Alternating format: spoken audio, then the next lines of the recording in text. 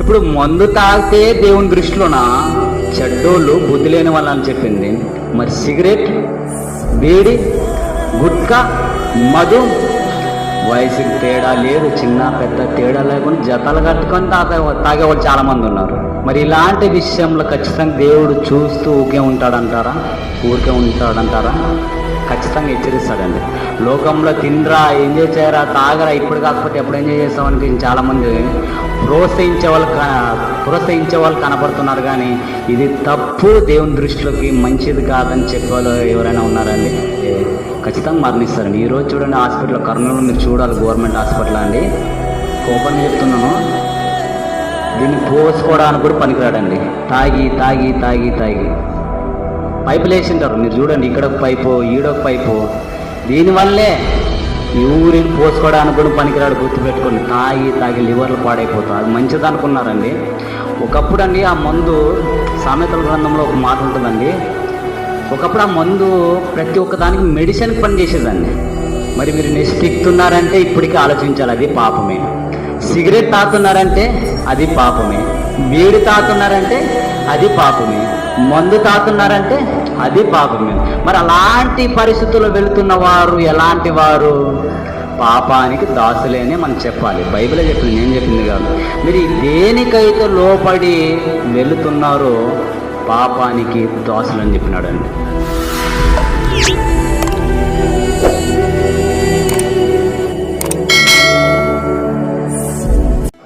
బాగా చదవము.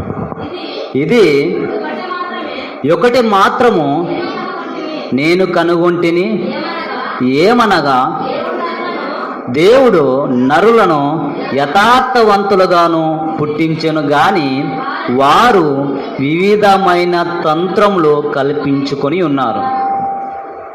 దేవుడు ఏమంటున్నాడంటే, ఒక మనిషి మారు అంటే ఏమంటారు?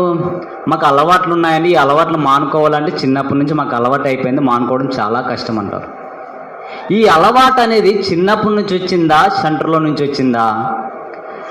దేవుడు ఏమంటాడంటే, నేను పుట్టించేటప్పుడు యథార్థవంతులుగా పుట్టించాను అంటాడు అనమాట.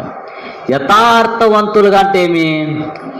పిల్లలకి తాగడం తెలియదు, సిగరెట్ తెలియదు, మధులు తెలియదు, గుట్కలు తెలియదు. ఆడలకైతే నేసలు చిన్నపిల్లలు నేసలు దిక్కుతారా అండి? తిక్కురు. అంటే చిన్నప్పుడు దేవుడు ఎలా సృష్టించాడంటే యథార్థవంతులుగా సృష్టించాడు అనమాట. నానా విధముల తంత్రములు కల్పించుకుంటారు అనమాట. ఎప్పుడు? మధ్య వయసులో. ఆ మధ్య వయసులో ఎలా తంత్రములు, బ్యాడ్ హ్యాబిట్ అని బైబిల్ చెప్తుందండి. తంత్రములు ఏమన్నా ఉంటుందంటే, పుట్టించను కానీ వారు వివిధమైన తంత్రములు అంటే దేవుడేమో యథార్థవంతులుగా పుట్టిస్తే మనుషులేమో మధ్య వయసుకు వచ్చేసరికి అనేక బ్యాడ్ అలవాట్లు నేర్చుకున్నారండి. అదే సామెతల గ్రంథంకు రండి, 23వ అధ్యాయం 19వ వచనం. నా కుమారుడా, జ్ఞానము తెచ్చుకో, నీ హృదయమును యథార్థమైన త్రోవలందు చక్కగా నడిపించుకొనుము. బాగా వినండి, ద్రాక్షారసము త్రాగిన వారితోనైనను మాంసము హెచ్చుగా తిన్న వారితోనైనను సహవాసము చేయకుము. చాలాగండి, దేవుడు ఎలాంటి వారితో సహవాసం చెయ్యాలి అనుకున్నాడండి, చెయ్యొద్దన్నాడండి విశ్వాసులు. ద్రాక్షారసం అంటే ఏమిటి? జ్యూస్ చేస్తారు కదా ద్రాక్ష పళ్ళు, అవేనా? అవి కాదా? మరి ఏంటి ద్రాక్ష పళ్ళు అంటే? సారీ, ద్రాక్ష రసం అంటే, ద్రాక్ష రసము ఏమిటంటే గుర్తుపెట్టుకోండి, ద్రాక్ష రసం త్రాగువారితో, మాంసం హెచ్చుగా తినేవారితోనైనా సహవాసము చేయకము. ఇప్పుడు ద్రాక్ష రసం తాగే వాళ్ళతో స్నేహం చేయాలి కదండి. ఇప్పుడు క్లారిటీగా మీకు అర్థమవుతుందా? ద్రాక్ష రసం తాగేవాళ్ళు అది మంచిదే కదా. ద్రాక్ష రసం అంటే మనం తాగే ద్రాక్ష రసం కాదండి అది. ఆడ ఇంకొక మాట ఉంటుంది, ఏమని? మాంసం హెచ్చుగా తినేవారితోనైనా సాహసం చేయకని బైబిల్ చెప్తుంది. మరి తినేవాళ్ళు తాగేవాళ్ళు ఎలా ఉన్నారు? హెచ్చుగా మాంసం తింటారంట, హెచ్చుగా తాతారంట. అలాంటి వారితో సహవాసం చేయొద్దని దేవుడు చెప్తున్నాడు. మన వాళ్ళు ఏం చేస్తున్నారంటే అలాంటి వారితోనే స్నేహం చేస్తున్నారు, తిరుగుతున్నారు. అలాంటి టైంలోన నిజంగా చెప్తున్నాను, నువ్వు తప్పు చెయ్యకపోయినా అలాంటి వారితో చేతులు కలిపినా అది పాపమే. ఒక్కసారి తాగామనుకోండి, ఒక్కసారి అలవాటైందనుకోండి, దానికి బానిసలైపోతారు. చూసారా? సామెతల గ్రంథము 20వ అధ్యాయంకు రండి, మొదటి వచనం చదవండి.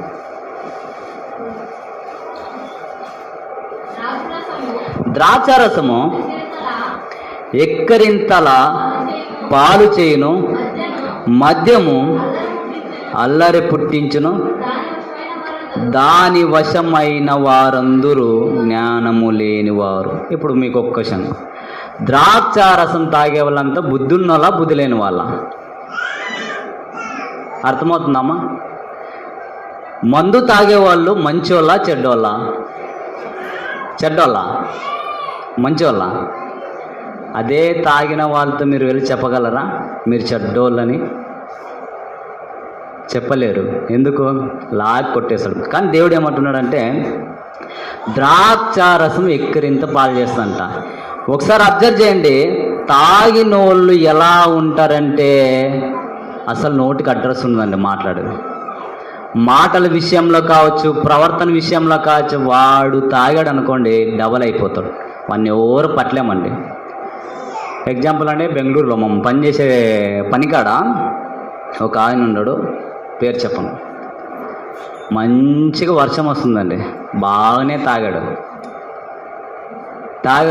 మేము ఆలోచిస్తున్నాం ఎక్కడికి వెళ్ళిపోయాడు అంటే సుమారు 100 అడుగుల దూరం అండి. తాక్కుంటూ ఇలా ఒక్క అంట వస్తున్నాడండి. అందులో వచ్చి మంచి వర్షం వస్తుంది. పక్కనే డ్రైనేజ్ కాలువ అండి, 4 అడుగులు ఉంది. 4 అడుగులు ఉంది. ఇలా ఊగుతున్నాడు. పక్కనే డ్రైనేజ్ కాలువ అండి. కాలు జారి పడ్డాడండి. సుమారు 4 అడుగుల హైట్, నీళ్ళు పడుతున్నాయి, మంచి వర్షం. అది తాక్కుంటూ అలా వచ్చి మనం చూస్తూనే ఉన్నాం. ఏదో కామెడీగా కనిపిస్తున్నారు లేదో అనుకున్నాం మేము. అలా తాక్కుంటూ వస్తుంటే పక్కనే మోరు ఉంది, ఆ మోరులో పడిపోయాడండి. మేము వెంటనే పరిగెత్తుకొని ఆయన్ని పైకి ఎత్తామండి. మేము కూడా ఒకవేళ వెళ్ళలేదనుకోండి, ఆ తాగిన మొత్తంలో ఏం చేస్తారో మనుషులకు తెలియదు. అలాంటి టైంలో డ్రైనేజ్లో పడింటే నీళ్ళు తాగంటే జస్ట్ 2 minutes లేదంటే 1 minute మేము వెళ్ళకపోతే చనిపోయాడు ఆ మనిషి ఎవరో కాదు, మన ఊరు వ్యక్తే, కానీ పేరు చెప్పను. కానీ అలాంటి పరిస్థితులు గుర్తుపెట్టుకోండి, ద్రాక్షారసం వెక్కిరింత పాలు చేస్తుందంట. అలాంటి వారికి ఒక బిరుదిస్తుందంట. ఏమని? వీడు తాతున్నాడు కదా, వీడు మంచోడు అని బిరుదిస్తుందంట లోకం. కానీ బైబిల్ చెప్తుంది అలాంటి వారు బుద్ధిహీనులు, బుద్ధి లేని వాళ్ళంట. ఇప్పుడు మందు తాగితే దేవుని దృష్టిలోన చెడ్డోళ్ళు, బుద్ధి లేని వాళ్ళని చెప్పింది. మరి సిగరెట్, బీడి, గుట్కా, మధు, మరి ఆడవాళ్ళు అయితే నెసిలు దిక్కుతున్నారు. ఒకసారి మీరు తప్పుగా అర్థం చేసుకోవద్దండి. ఎప్పుడైనా ఒకసారి వయసులో ఉన్నప్పుడు మీ అందం ఎలా ఉంటుందో మీకే తెలుసు. అద్దంలో చూసుకుంటారు, మురిసిపోతుంటారు, పళ్ళు ఎగిలించుకుంటూ నవ్వుకుంటూ. అదే కొద్ది వయసు ముదిరేసరికి అదే అద్దంలో మీరు ముసి నవ్వులు నవ్వుకుంటారా? మీ పళ్ళు చూస్తేనే మీకే అసహ్యం వేస్తుంది ఆ నెసి వల్ల. అంటే దేవుడు మీకు పరిశుద్ధంగా జీవించాలని చెప్తే మీ అవయవాలను పాపానికి దాసులుగా అప్పగిస్తున్నారు. అదే యేసుక్రీస్తు వారు అన్నాడు. మీరు అనుకుంటారు ఏమని, ఇది ఏం కాదులే అని. ఈ అవయవాలు సున్నితమైన అవయవాలండి. మంచిగా ఆహారం తింటేనే మనిషి బతకగలడు. ఏదైనా ఈ అవయవాలకు పడని వస్తువులు ఏదైనా తిన్నారనుకోండి, ఖచ్చితంగా పాడైపోతుంది. అలాంటి విషయంలో మీరు పాడవకూడదని దేవుడు కొన్ని విషయాలు హెచ్చరించాడండి. మరి మీరు నెస్టిక్తున్నారంటే ఇప్పటికీ ఆలోచించాలి, అది పాపమే. సిగరెట్ తాగుతున్నారంటే అది పాపమే. బీడి తాగుతున్నారంటే అది పాపమే. మందు తాగుతున్నారంటే అది పాపమే. మరి అలాంటి పరిస్థితుల్లో వెళుతున్న వారు ఎలాంటి వారు? పాపానికి దాసులే అని మనం చెప్పాలి. బైబిలే చెప్పింది, నేను చెప్పింది కాదు. మీరు దేనికైతే లోపడి వెళుతున్నారో పాపానికి దాసులు అని చెప్పినాడండి. మరి కొన్ని విషయాలు చెప్తాను. అదే 11 సామెతల గ్రంథము 23వ అధ్యాయము 7వ వచనం చదవడం. అట్టివాడు తన అంతర్యంలో లెక్కలు చూచుకొను వాడు తినుము త్రాగుము అని అతడు చెప్పగానే అది హృదయముల నుండి వచ్చు మాట కాదు. ఈ మాట మీకు బాగా క్లారిటీ అర్థమవులండి. ఫ్రెండ్స్లు ఉన్నారనుకోండి, ఫ్రెండ్స్లో తాగే వాళ్ళు చాలామంది ఉంటారండి. అలవాటు లేని వాళ్ళతో కూడా అలవాటు కలుపుకునే పోయే ఫ్రెండ్షిప్లు ఎలా ఉంటారంటే, మనకి ఏ అలవాటు ఉందో రారా వెళ్దాం తాగదామని పైకి ఒక మాట అంటారంట. హృదయం నుంచి వచ్చిన మాట కాదంట అది. ఓకే వీడు వస్తాడా రాడా సింపుల్గా పైన ఒక డైలాగ్ వేస్తాము, రారా తాగదామంటే వాడు ఎంతో ప్రేమగా నా పైన ఉన్నదానికేసి నేను వెళ్తాను రా అని వెళ్ళిపోయే అవకాశాలు ఇచ్చి పాపానికి దాసులు అవుతున్నారని. అలాంటి విషయంలో పైకి ఒక మాట అంటారంట. ఇప్పుడు మన ఇంటికి బంధువులు వచ్చారనుకోండి, ఓపెన్గా చెప్తాను, ఫీల్ అవుద్దండి ఎవరైనా అంతే. మన ఇంటికి బంధువులు వచ్చారనుకోండి, ఎవరైనా వచ్చిన తర్వాత రాప్ప ఆనందిందు రామ్మ ఆనందిందు అని పైకి ఒక మాట అంటారు. మనస్ఫూర్తిగా అనేవాళ్ళు తక్కువ. ఒకవేళ మనస్ఫూర్తిగా అంటే ఇంట్లో ఎంత కష్టమైన ఎంత బిజీ ఉన్నా ఇంట్లో తీసుకొని పోయి అన్నం పెట్టేవాళ్ళు ఉంటారు. అంటే పైకి ఒక మాట తింటాడో తినకపోతే దానికి సంబంధం లేదు. రాప తిందు అని ఒక మాట ఏ విధంగా అయితే పెదాలతో పైన ఒక మాట అంటామో, ఆ రోజుల్లో ద్రాక్షరసం కోసం మందు కోసం రారా తాగదామని ఒక మాట అంటే చాలంట. పెదాలతో నుంచి వచ్చిన మాట కానీ హృదయంతో నుంచి వచ్చిన మాట కాదు. కానీ ఎందుకంటే హృదయము అన్నిటికన్నా మోసకరమైనది. కానీ హృదయంతో వచ్చింది కాదంటే మరి పెదాలు ఇంకెంత డేంజర్ గుర్తుపెట్టుకోండి. మరి పాపానికి ఎలా దాసులు అవుతున్నారంటే వీళ్ళు తాగుడు విషయంలో పాపమని బైబిల్ చెప్తుందండి. చాలామంది భర్తలు ఉంటారండి, ఒకప్పుడు ఎప్పుడంతా మంచిగా ఉన్నారులే కానీ ఒకప్పుడు ఊరే యాసరుకునేది అనమాట తాగే వాళ్ళ విషయంలో ఆలోచిస్తే. మరి అలాంటి వారికి ఒకప్పుడు ఎవరైనా చెప్పాలంటే పెద్దలు కావచ్చు పిల్లలు కావచ్చు చెప్పేవాళ్ళు లేరు. ఎందుకంటే ఎవరిష్టాన్ని ఎవరింటికి వాడే రాజు అంట తాగే విషయంలో. ఒకప్పుడు పెద్దలు తాగితే ఒక పద్ధతి ఉండేదండి. ఈరోజు వయసుకి తేడా లేదు, చిన్న పెద్ద తేడా లేకుండా జతలు కట్టుకొని తాగేవాళ్ళు చాలామంది ఉన్నారు. మరి ఇలాంటి విషయంలో ఖచ్చితంగా దేవుడు చూస్తూ ఊరికే ఉంటాడంటారా? ఖచ్చితంగా హెచ్చరిస్తాడండి. లోకంలో తినరా, ఎంజాయ్ చేయరా, తాగరా, ఇప్పుడు కాకపోతే ఎప్పుడు ఎంజాయ్ చేస్తామని చాలామంది ప్రోత్సహించే వాళ్ళు కనపడుతున్నారు. కానీ ఇది తప్పు, దేవుని దృష్టిలోకి మంచిది కాదని చెప్పేవాళ్ళు ఎవరైనా ఉన్నారండి? మన సంఘంలో కావచ్చు, వేరే సంఘంలో కావచ్చండి. వీడి విషయంలో నేను ఓపెన్గా చెప్తున్నాను. మన సంఘ పెద్దలే కావచ్చు, లేదంటే మన విశ్వాసులే కావచ్చు, బీడీలు తాగుతుంటారు. బీడీలు తాగుతున్నారంటే ఏనాడైనా దేవుని దృష్టికి మన పెద్దలు దేవా ఇది నీకు ఇష్టమా కాదా అని ప్రార్థన చేసేవాళ్ళు కనపడుతున్నారా? ఓపెన్గా చెప్పాలంటే మన వాళ్ళకి ప్రార్థనే రాదు, చర్చికే రారు, లెక్కలు మాత్రం భలే అడిగేస్తుంటారు. అలాంటప్పుడు దేవుని కోపం వస్తుందా రాదండి? అపోస్తులండి పెద్దలు, సంఘ పెద్దలు ఉండేవాళ్ళు. ఆ సంఘ పెద్దలు ఎలా ఉంటారంటే, ఇక్కడ కూర్చున్నారు కదండి, ఇక్కడ కూర్చున్న వాళ్ళకి ఏ రోగం వచ్చినా, ఏ జబ్బు వచ్చినా, ఏ పరిస్థితి వచ్చినా కూడా ఆ రోజు సంఘ పెద్దలు కూర్చొని పలానా వ్యక్తి బాగాలేదురా, పలానా ఆమెకు బాగాలేదని తలో వంతు కొంచెం సగం డబ్బులు వేసుకొని వాళ్ళకి ఇచ్చేవాళ్ళు అనమాట ఆ రోజు ఉండే సంఘ పెద్దలు. మరి ఈరోజు ఉండే సంఘ పెద్దలు ఆరోగ్యం బాగున్నా బాగాలేకపోయినా వాడు కట్టాల్సిందే అని మాట్లాడే వాళ్ళు ఉన్నారు. ఎందుకంటే ఇప్పుడు ఉండే సిచ్యువేషన్ మనుషులు అలా తయారైపోయారు. కానీ ఆ రోజు ఉండే సంఘాలు అలా ఉన్నాయి. మరి ఈరోజు ఇలాంటి సంఘంలో పరిస్థితులు, బీడీలు, సిగరెట్లు తాగుతున్నారంటే అలాంటి వారికి ఎవరు చెప్తారు? దేవుడే చెప్పాలి. ఇది తప్పురా, ఇది పాపమురా అని చెప్పేవాళ్ళు ఎవరున్నారు? దేవుడే చెప్పాలి. మరి దేవుడు మనకు కనిపిస్తున్నాడా? దేవుడు కనిపించాడు. మరి ఎలా చెప్తాడండి? పరిశుద్ధాత్మ అనే ఒక వరంతో మనుషులోకి వచ్చి మాట్లాడుతున్నారు. ఇది తప్పు అనికేషన్. మరి ఆ ఇన్నిసార్లు తల్లి అయ్యా మారు ఇంత పబ్లిక్గా ఎవరు చెప్పరు. కానీ ఈ అలవాట్లు కొద్దిగా తగ్గించుకుంటే మంచిదని ఎవరైనా సంఘ పెద్దలు కావచ్చు, సంఘ విశ్వాసులు అని చెప్పేవాళ్ళు ఉన్నారండి? చెప్పేవాళ్ళు లేరు. ఎందుకు లేరంటే మనమే కరెక్ట్ లేకపోతే ఇతర వాళ్ళు చెప్పే అవకాశాలు ఉంటాయండి? లేవు.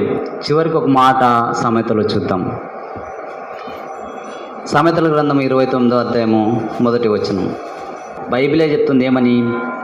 ఎన్నిసార్లు గద్దించినా లోబడిన వాడు మరి తిరుగు లేకుండా హఠాత్తుగా నాశనమును, హఠాత్తుగా మరణిస్తారంట. వాడు ఎన్నిసార్లు చెప్పినా వినవనొల్లకపోతే ఖచ్చితంగా చనిపోతాడంట. మరి ఇన్ని రోజులంటే అది మీరైనా కావచ్చు, నేనైనా కావచ్చు, బైబిల్ ముందర వెలుగెత్తి చెప్తుంది ఏమని? రోమపత్రిక రండి, 6వ అధ్యాయం 19వ వచనం రండి. రోమపత్రిక 6వ అధ్యాయం 19వ వచనం. మీ శరీర బలహీనతను బట్టి ఏమనగా అక్రమం చేయుటకే అపవిత్రతను మీ అవయవములను దాసులుగా ఎలాగో అప్పగించుతురో అలాగే పరిశుద్ధత కలుగుటకే ఇప్పుడు మీ అవయములను నీతికి దాసులుగా అప్పగించుకున్నాడు. ఈ మాట చెప్పేవాళ్ళు ఎవరు లేరండి. ఏమంటున్నాడంటే, మీ శరీర బలహీనతలు బట్టి ఇన్ని రోజులు మీరు తప్పు చేశారు, వాటికి ఏదైతే తాగుడు, సిగరెట్, స్మోకింగ్ ఏదైతే ఉన్నాయో వాటికి మీరు ఇన్ని రోజులు బానిసైపోయారు కదా, ఇప్పటి నుంచైనా పరిశుద్ధంగా జీవించడానికి మీ అవయవాలను అప్పగించుకోండి నీతికి అని చెప్పినాడండి. ఈ మాట చెప్పేవాళ్ళు ఎవరైనా ఉన్నారని చెప్పండి? ఇన్ని రోజులు తప్పు చేసావు కదా, ఇన్ని రోజులు తప్పుడు మార్గంలో వెళ్ళిపోయావు కదా, ఇక నుంచైనా మంచి మార్గంలో నడవడానికి ప్రయత్నించు వెళ్ళని మరొక్కసారి దేవుడు హెచ్చరిస్తున్నాడండి. హెచ్చరిస్తున్నాడు. తెలుసుకొని జీవించి మంచి మార్గంలో నడిస్తే సరే అండి. మంచి మార్గంలో నడవకపోతే ఖచ్చితంగా అండి వాడు ఏదో ఒకరోజు హఠాత్తుగా మరణిస్తాడంట. ఈరోజు చూడండి, తాగేవాళ్ళు, గొడవలు, మాటకి తాగినోడు చూడాలండి.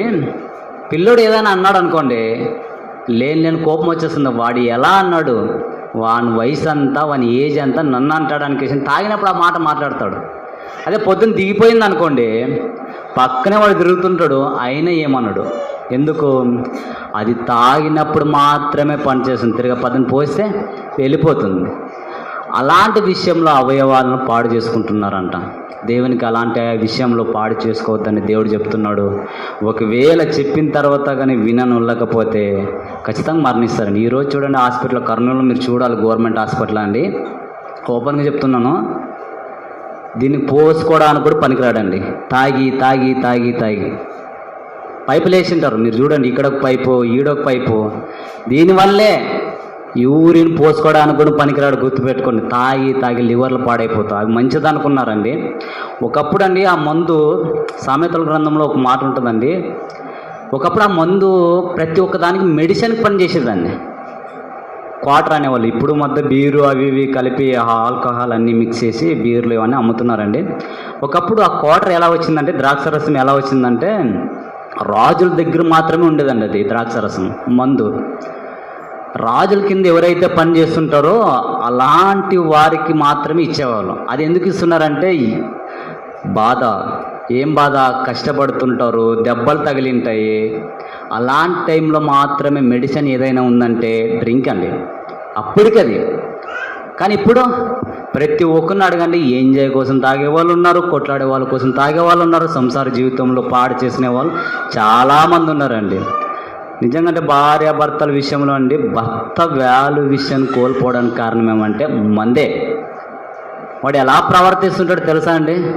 చిన్న పెద్ద గౌరవం లేకుండా, మర్యాద లేకున్నట్లా తాగుడు విచ్చలు విడిగా తిరిగే వాళ్ళు కనబడుతున్నారండి. మరి అలాంటి వారిని బుద్ధి ఉన్న వాళ్ళు అనాలా, బుద్ధి లేని వాళ్ళు అనాలా? బైబిల్ చెప్తుంది, మనం వచ్చి మంచోడ్రా, అది తాగేదైతే బాగాలేదు అంటాము. కానీ దేవుడు అంటున్నాడు, అలాంటి వారు బుద్ధి లేని వాళ్ళు అనికేసి అని చెప్తున్నారు. ఎక్కడ గుంటూరులో అనుకుంటానండి, తాగితే ఏం చేస్తారో తెలీదు. గుంటూరులో ఒక వ్యక్తినండి మెత్తు కొట్టేసి న్యూస్కి వచ్చిందండి. ఓపెన్గా చెప్తున్నాను, న్యూస్కి వచ్చింది, వీడియోలోకి వచ్చింది, మొబైల్లో కూడా వచ్చిందండి. లాక్డౌన్ టైం కింద అనుకుంటా. మెత్తగొట్టి పాసు పోసారండి ఆ ఒంటి పైన, ఆ దేహం పైన, తాగిన మత్తులో అండి. మరి అలాంటి విషయంలో మంచిదంటారా తాగేది? దానికి బానిసలైపోయారండి, తాగడం విషయానికి. చాలామంది తాగి భర్తలండి భార్యను పోషించలేక పరిస్థితుల్లో వెళ్ళిపోయారండి. లాక్డౌన్ టైంలో అండి ఏం చేసేవాళ్ళంటే ఇంట్లోనే తయారు చేసుకోవాలని ఎన్నో నానా తిప్పులు పడారండి చాలామంది. కానీ చివరికి గూగుల్లో సెర్చ్ చేశారు, యూట్యూబ్లో సెర్చ్ చేశారు. ఎందుకంటే అది అలవాటు అయిపోయింది. ఒకరోజు 2 రోజులు ఇడిచిపెట్టారనుకోండి, ఏదో మానుకుంటారని పొరపాటు అనుకోవచ్చు. కానీ నలాల మాత్రం, సంసారాల మాత్రం ఎవరు ఊరుకుంటారండి? ఏం చేశారంటే తల మెంటల్ అయిపోయింది, పిచ్చి పిచ్చి అవతారాలు చేస్తున్నారు. అసలు పిల్లలు సరిగ్గా పట్టించుకోలేదు, భార్యను సరిగ్గా పట్టించుకోలేదు. ఏం కావాలి? తాగడానికి మందు కావాలి. లాక్డౌన్ టైంలో చెప్తున్నాను చూడండి. చివరికి ఏం చేశాడంటే నాకు మందు కావాలని అది దొరక్క 5 అంతస్తుల బిల్డింగ్ ఎక్కి కింద పడిపోయాడండి. అంటే ఆ తాగడం వల్ల బానిసత్వానికి ఎవరైతే లోబడుతున్నారో నిజంగానే ప్రమాదానికి వెళ్ళిపోతున్నారు. వయసులతో సంబంధం లేదు, అది తాగాలా, ఎంజాయ్ చేయాలి. అది తాగితేనే మనిషికి తృప్తి అన్నట్టుగా ఈరోజు బతికే వాళ్ళు చాలామంది ఉన్నారు. దేవుడు అంటున్నాడు అలాంటి విషయాలతో జాగ్రత్త, అది మానుకో. ఒకవేళ ఇప్పటి నుంచి వెళ్ళిపోయావా, ఇప్పటి నుంచి తాగుతున్నావా, ఇక నుంచైనా నా మాటలు విని పరిశుద్ధంగా జీవించేటట్టుగా బ్రతుకని చెప్తున్నాడని. కష్టమే, కానీ తొందరగా విడిచిపెట్టాలంటే. మనిషికి బలహీనతలు ఉంటాయండి, ఒకటి కాకుండా 2 అయినా 1 అయినా ఖచ్చితంగా మనిషికి ఉంటుంది. ఆ బలహీనతలనే పోగొట్టడానికి ఒకటి ఉంది. ఏది? మత్తయి సువార్త 26:41. మీరు శోధనలో ప్రవేశించుకున్నట్లు మెలుగుగా ఉండి ప్రార్థన చేయుడి, ఆత్మసిద్ధమే కానీ శరీరము బలహీనమని పేతురుతో చెప్పాను.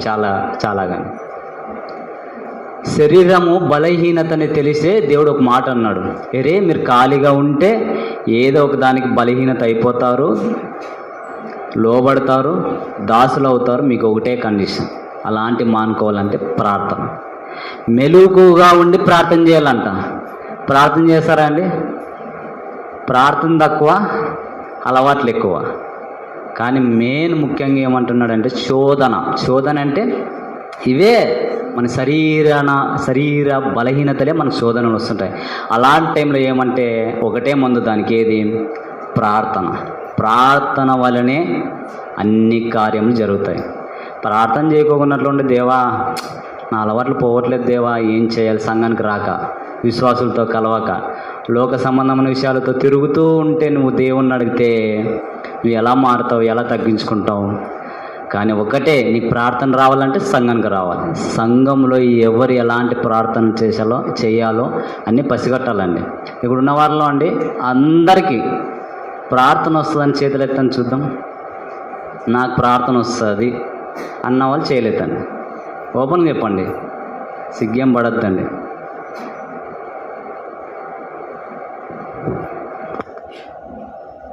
సంవత్సరాల నుంచి మన సంఘానికి వస్తున్నాం, కనీసం ప్రార్థన అనేది లేకపోతే దేవుని ఆరాధించాలి.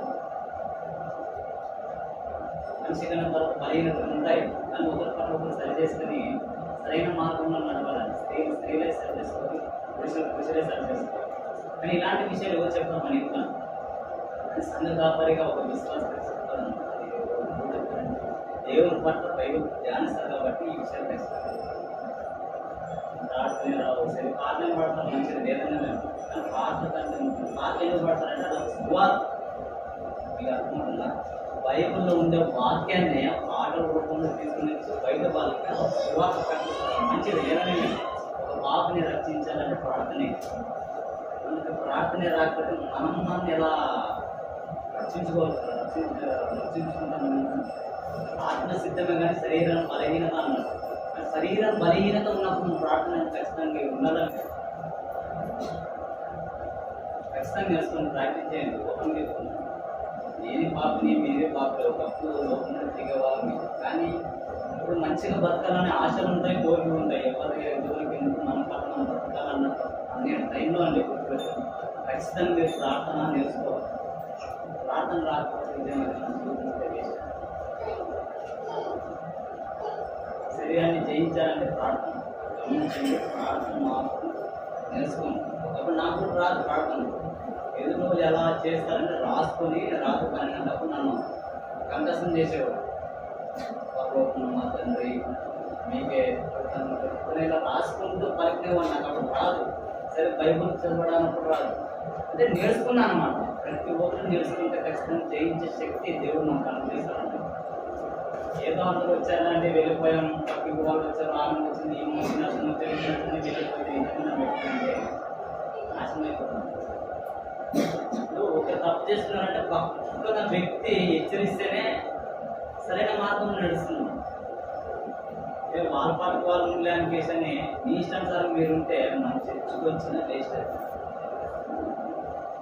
ఆలోచించండి. ప్రార్థన ఖచ్చితంగా సంఘ పెద్దలు కావచ్చు, సంఘ విశ్వాసులు కావచ్చు, ఖచ్చితంగా ప్రార్థన ఉండాలి. ప్రార్థన మాత్రం నేర్చుకుంటే బాగా చెప్తున్నాను. ఖచ్చితంగా మనిషి కన్న తర్వాత ప్రార్థన అనేది ఇంపార్టెంట్. అప్పుడుండే భక్తులండి, ఒకరింట్లో బాగాలేదన్నా, జ్వరం వచ్చినా, జడ్డు వచ్చినా, పరిస్థితులు బాగా లేకపోయినా సువార్త సమయంలో వెళుతున్న సమయంలో కూడా అండి ప్రార్థన లేకుండానే బయటకు వెళ్ళేవాళ్ళు కాదంట. మనం బయటకు వద్దు, కనీసం పండుగనేటప్పుడు కావచ్చు, లేదంటే పొద్దున్న లేచేటప్పుడు కావచ్చు, లేదంటే దేవుని కార్యములు చేసే సమయంలో కావచ్చు, కనీసం ప్రార్థన చేస్తున్నాం మనం. ఖచ్చితంగా ఓపెన్ చెప్తున్నా అండి, ప్రార్థన నేర్చుకోలేదు. మీకు రాదనుకుంటే మీ ఆయన ఉంటాడు, మీ ఆయన దగ్గర మొబైల్ ఉంటుంది. మీకు ఒకప్పుడు ఇంగ్లీష్ కొట్టే మాకు ఇంగ్లీష్ రాదండి మీరు అనుకోవద్దండి. యూట్యూబ్లో కొడితే ప్రార్థన ఎలా చేయాలి, స్పీచ్ వాయిస్లో చెప్పినా ఇప్పుడు అన్నీ వస్తాయి. టెక్నికల్ మారిపోయింది.